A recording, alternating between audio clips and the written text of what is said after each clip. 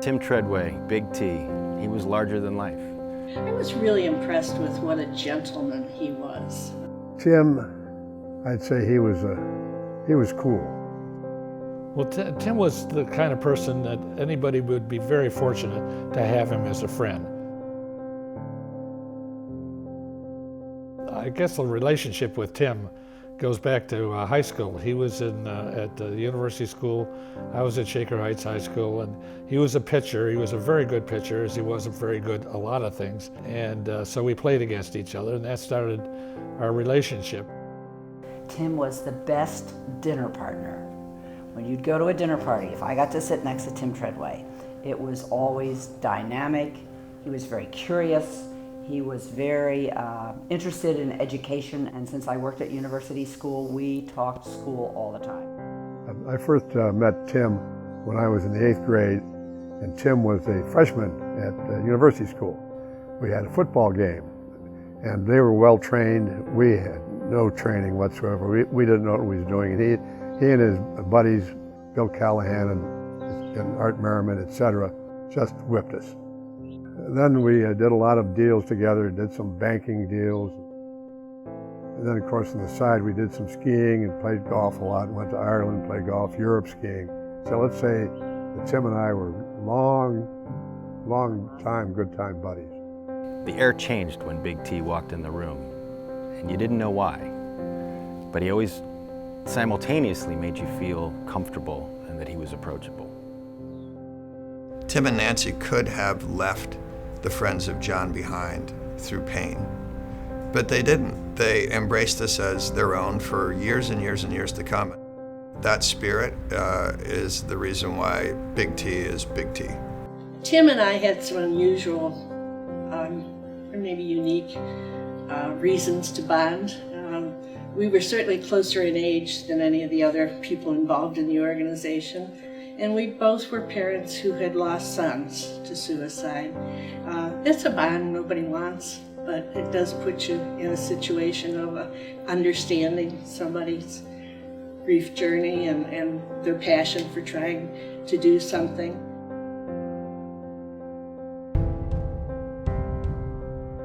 I honestly don't remember not knowing John Treadway.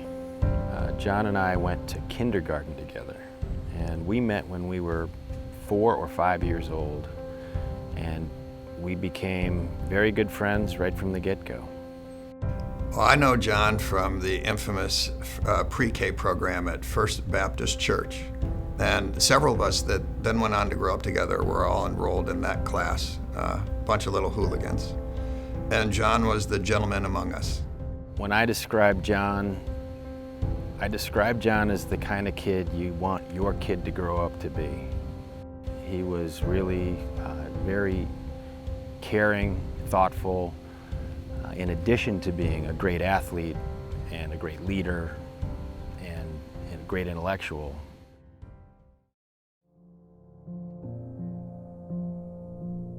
I got a call from Bill Champ that John had taken his life when I was at college, and it left a hole that I have never filled. When John died, we were all just devastated. We couldn't believe that somebody like John, who seemingly had everything going for him, couldn't find the light. There was enough weighing on him that looking forward to whatever was coming in the future wasn't enough. And he was a great kid. We were up at Yale visiting my daughter, and he left and we came back to Cleveland. And the next time we saw the Treadways, they were walking down the driveway to meet us. It was a sad day, and it just ruined their lives, basically.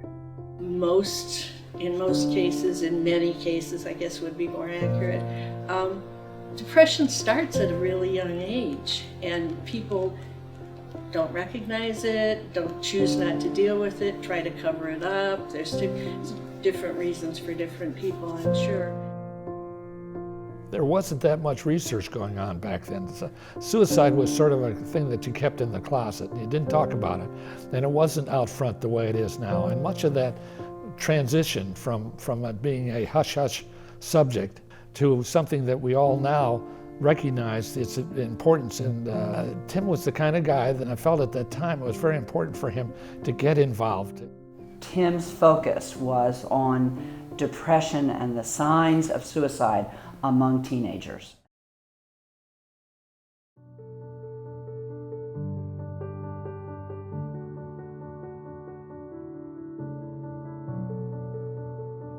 Tim was very clear about what he thought was important, and he wanted peer students to recognize and be able to help their friends. And he asked if I would be a member of the board because, and he wrote this to me, he said, because you know more people than the postman. And I thought that was hilarious because... Again, he was right on target. He always also wanted to hear how things were going every step of the way. And he didn't want just oh, it's fine.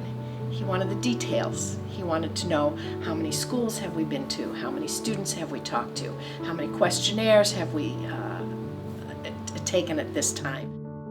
There's a quote that I see that just to me, it says Tim Treadway. It's a Margaret Mead quote, and it says, "Never doubt that a small group of thoughtful, committed citizens can change the world. Indeed, it's the only thing that ever has." And under Tim's leadership, it has happened. I mean, he was just down so low that he just felt that this would really be helpful to, I think, to himself as well as to the world, to try to have other people not have the tragedy that he and Nancy had to go through. There's no question in my mind that when you hear information that touches on something that you've been worrying about, it tends to unlock action. And so I think these educational programs about adolescent depression mobilize people. You know, to me, LifeAct is a critical part of the Northeast Ohio community. Any organization that can touch 25,000 kids in a year and allow 1,800 of those kids to come forward and express concern either for themselves or someone else, that's making a difference, and that's saving lives. I'm a big supporter of LifeAct because you can't do things over in life, but you can do things better in life. And where we failed as a society to be there for John, we can be there for somebody else. And LifeAct is the promise of that mission.